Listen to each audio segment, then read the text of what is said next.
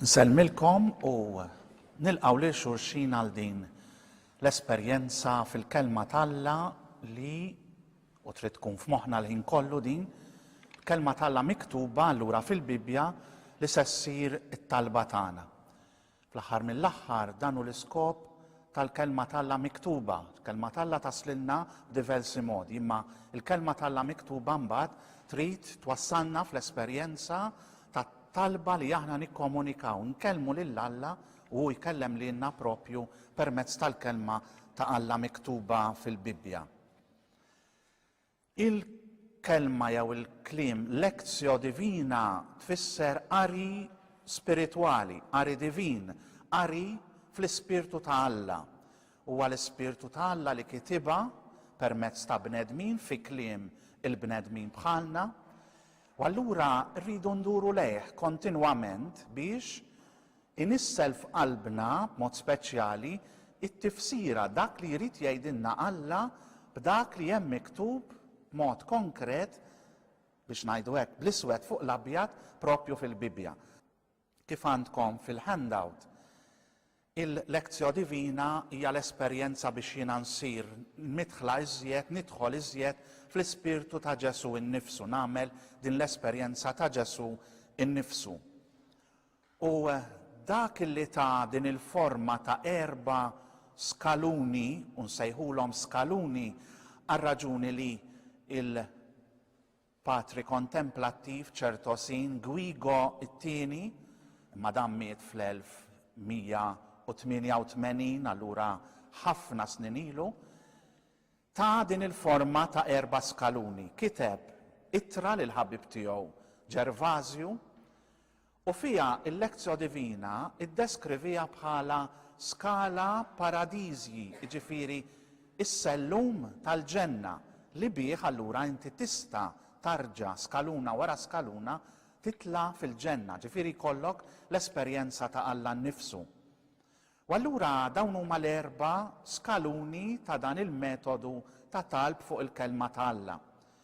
L-ewwel skaluna hija l-lezzjo, jiġifieri l-qari, imma qari mhux biex ħanaqra l-ewwel darba dan it-test.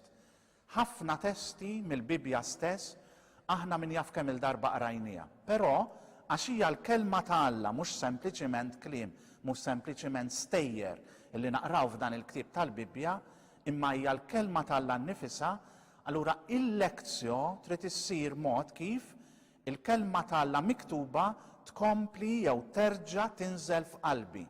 Mela allura qari attent ta' dak li hemm miktub fil-kelma ta' Alla.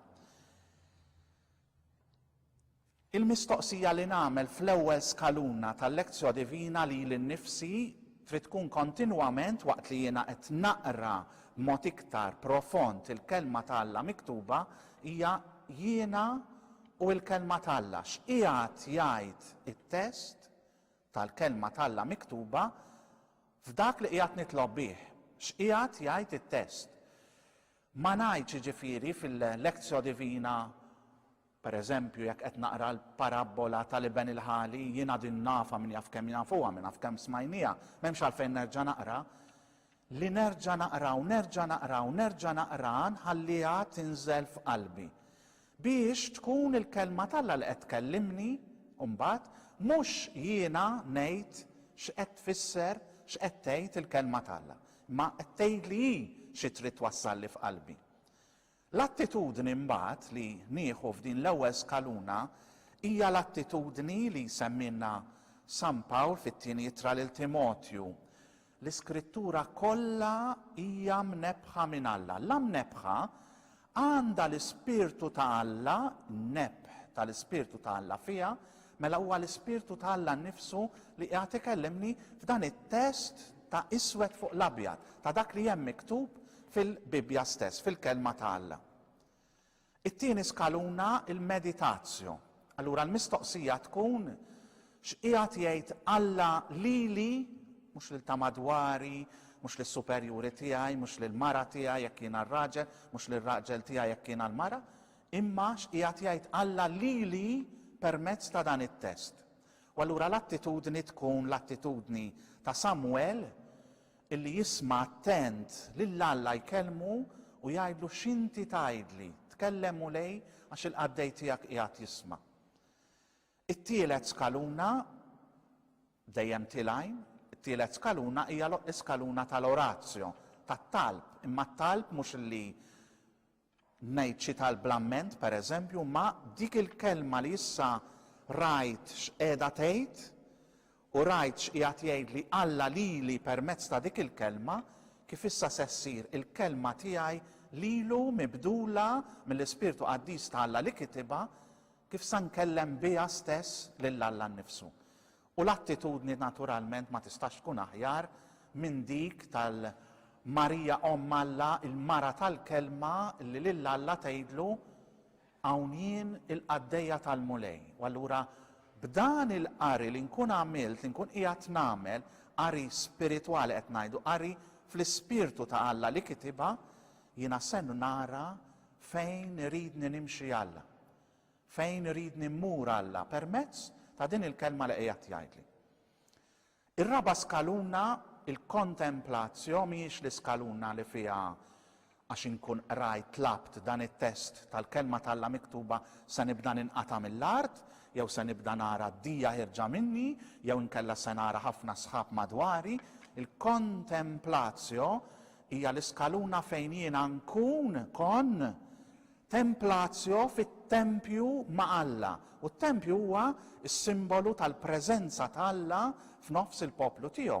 Mela fil-kontemplazzjo jiena nesperjenza dan il-rubija, jiena nkun qrib tant ta' Alla, nista' nkun b'mod ġdid u b'mod qawwi fil-preżenza tiegħu meta hu kellimni permezz ta' din il-kelma tiegħu miktuba.